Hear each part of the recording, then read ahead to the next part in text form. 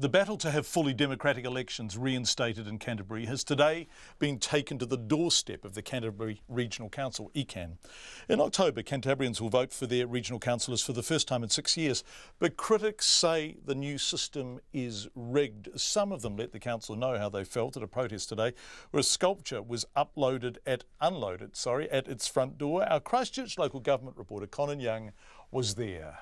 Braving cold winds and unseasonable rain this morning, artist Sam Mann and his supporters unloaded a large plinth in front of the new ECAN offices in central Christchurch.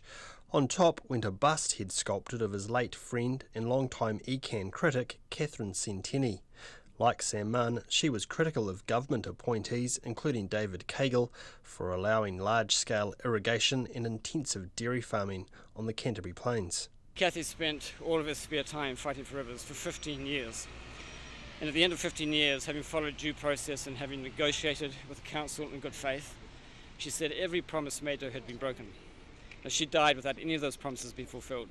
Sam Mann says he's hopeful his sculpture will remain there permanently.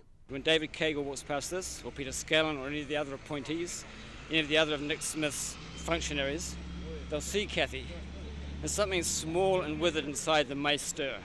It will resemble a conscience. One of the 30 protesters who turned up today, Ainsley Talbot, says the ECAN elections are rigged because 6 of the 13 councillors will be appointees and the wards have been gerrymandered in favour of rural candidates. With the appointed members by the government and the appointed members by Ngāi Tahu and the rural councillors, the numbers will still stack up against the environment.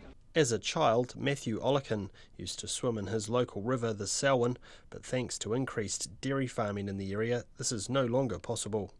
He holds ECAN responsible. ECAN is supposedly, I would have thought, be protecting their environment. It's in their name, and they don't appear to be doing that.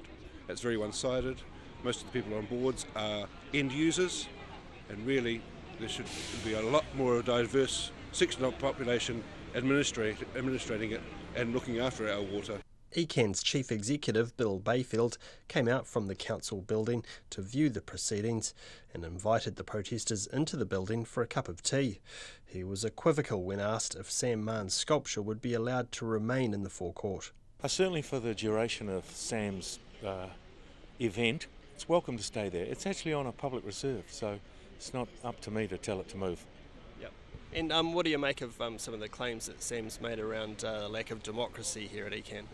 I think that's not a matter for the CEO to comment on. I do whatever my governors and whatever my legislation tells me. As of 3 this afternoon, the sculpture remained in place. Voting packs have now been mailed out and people have until midday on October the 8th to send them back. In Ototahi for Checkpoint, ko Conan Young tēnei.